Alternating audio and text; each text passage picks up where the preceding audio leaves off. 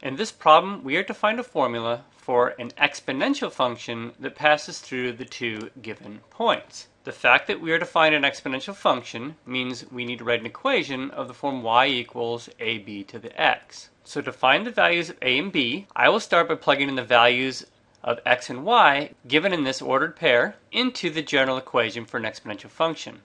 So if I were to replace y with 36 and I were to replace x with 2, I get this equation. The problem is that there's two variables. Whenever you have two variables in an equation, you would need a second equation to find the values of the two unknowns. So it looks like I'm going to need to plug in the xy pair given in the first ordered pair. Doing so, if I were to replace y with 4/27 and I were to replace x with -3, I get a second equation. So one way now to find the values of a and b is to actually divide the equations. To justify doing that, let me point out that we're assuming that there are some a and b values such that if you plugged it into this equation, this would become the number 36, meaning for some a and b value that I'm about to find, this first equation reads 36 equals 36. And for those same a and b values, that this expression would simplify down to be 4/27. So this equation would read 4/27 equals 4/27. So what I'm about to do over here makes more sense when you write it down with actual numbers. Since this number is the same as this and this number is the same as that, it makes sense that I could divide the left-hand sides of these equations and the right-hand sides of these equations, and I would still get a true statement, meaning if I took 36 and divided by 4/27 and set that equal to 36 divided by 4/27, that this too would be a true statement. So when you write it out with numbers, it makes complete sense that you can actually divide the left side of two equations and the right side of two equations and still get a true statement out of that. So that's just a justification of what I'm about to do. So now I'm going to do that with equations in general. I'm going to take the left-hand side, 36, and divide by 4/27. And then I'm going to divide the right-hand side of the equations, ab squared, divided by ab to the -3. Because a is both a factor in the numerator and denominator, I can simplify that out as 1. And I'm left with just the variable b now. So let me simplify both the left and right side. 36 is being divided by 4/27, or if you want, I'll change that division to multiplication, and I'll reciprocate the 4/27 to give me 27/4. On the right hand side, I could use exponent rules and say that 2 subtract a -3 would give me 2 plus 3, or 5. Or if you'd like it better, I'll move the b to the -3 into the numerator and write it as b cubed. Further simplifying, 36 divided by 4 is 9, and 9 times 27 is 243. Over here I have b squared times b cubed. I add the exponents and get b to the 5th. Now I can solve for b to the 5th a couple different ways. Actually, it'll be the same way, it'll just look different. The inverse of a 5th power is to take the 5th root. So I am taking the 5th root of both sides. Or, if you like it better, taking the 5th root is equivalent to raising to the 1/5 power. They actually are the same thing. So over here, the 5th root of b to the 5th comes out to be b. And the 5th root of 243, the answer comes out to be simply 3. Over here, if you were using this method, exponent rules say to multiply the 5 times the 1/5, which would give me 1. So you'd have b to the 1st power. Hence, I solve for b. The advantage of this is you don't have to locate the 5th root on your calculator. You could simply write 243, use the caret key on your calculator, and then in parentheses, write 1 divided by 5. Doing this, you will see that you get b equals 3, just like you would if you did this version of the solution here. Now that I have b equals 3, I can go back to either of these equations, whichever I deem simpler, probably the first equation, replace b with 3, and I can solve for a. So if you let me just copy this one down, and then where I see the letter b, I will replace it with 3, now that we know that b is 3. 3 squared is 9, so I get 36 equals 9 times a, and then I know that 9 times 4 is 36, so a is 4. I found the value of a, I found the value of b, therefore I can plug it back into the original general formula for an exponential, y equals ab to the x, and I have the formula for the equation that would pass through these 2 points if I'm assuming that the function is exponential. So a came out to be 4, and b came out to be 3. Now that I've done all that, you may be wondering if it matters what order you divide the equations. Meaning, what if I would have taken this equation and divided by this equation, which is the reciprocal of what I did in the previous part of the video. So meaning, what if I took 4/27 and divided by 36, and I divided the right-hand side of this equation by ab squared? Clearly, you should get the same answer. On the left-hand side, I would have 4/27 is being divided by, if you want, 36 over 1.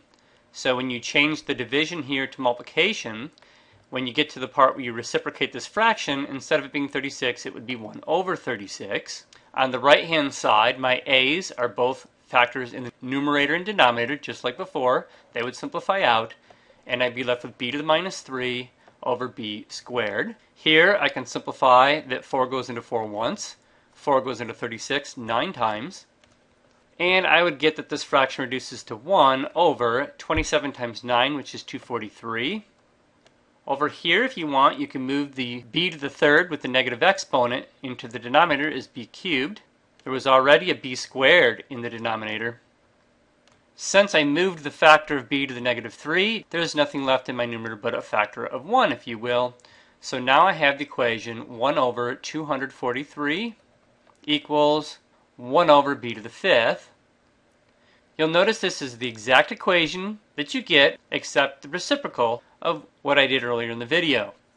In fact, I could multiply the b to the fifth over to the left-hand side, and I could multiply the 243 over on the right-hand side, and I'd be back to the equation I got in the first part of the video. The rest of the solution would follow just like the first part of the video. At this point, I'd like to solve the equations using the substitution method. The substitution method has you taking one of the equations and solving for one of the variables. It doesn't matter which equation you pick, and it doesn't matter which variable. So for example, I could take this equation and I could solve for a. Once I get a in terms of b, I can take the first equation and replace the variable a with what I got when I solved this for a here. That will leave this equation with just the variable b. So solving this for a, I have 4/27 equals ab to the negative 3. If I want to solve for a, since the b to the negative 3 is being multiplied, I could divide it. Or another way you could look at it is that b to the negative 3 really means that you have b cubed in the denominator. And then when I want to solve for a, you could think of it as, since the b cubed is being divided, I could multiply it on both sides of the equation to get this. So now I've solved for a.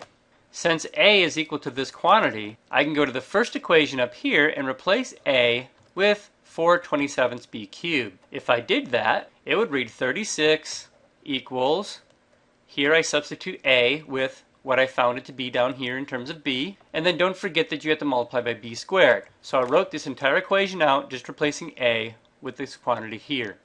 Now to simplify, b cubed times b squared is b to the fifth. To solve this equation, I multiply by the reciprocal of this fraction. The reciprocal would be 27/4, and I did it on the left-hand side of the equation and on the right-hand side of the equation. Here, I'd get 36 divided by 4 is 9. 9 times 27 is 243. Over here, the factor of 4 in the numerator would cancel with the factor of the 4 in the denominator, and in a similar way, the 27s would simplify out as well, leaving me with b to the fifth is equal to 243. Now to solve for b, you either take the fifth root of both sides, or the equivalent of that would be to raise both sides of the equation to the 1/5 power. The exponent rule for a power of a power is to multiply the exponents. 5 times 1/5 is 1, so you have b to the first. So I will have solved for b. 243 to the 1/5. If you're going to type this into your calculator, make sure you put parentheses around the 1/5. You should find that b is 3. Now that I know one of the values of my unknowns, I know that b is 3, you can come back, pick whichever equation you deem easier, and replace b with 3 and solve for a. In my opinion, the first equation is the easier of the two. So I'm going to copy the first equation down, and now that I know that b is 3, I will replace b with 3. Simplifying this, 3 squared is 9. 9 times a is 9a. I get that 9a is 36. Since 9 times 4 is 36, I know that a is 4. Now that I've found the value of a, and I've found the value of b, I can go back to the very original start of the problem where I said since I'm looking for an exponential function, it must be the form y equals ab to the x. Don't forget to go back and replace the a and the b values that you worked so hard to find to put it back into the original exponential equation so that you found the answer to the problem. The question said find a formula. Here is the formula that is an exponential function that passes through the two given points.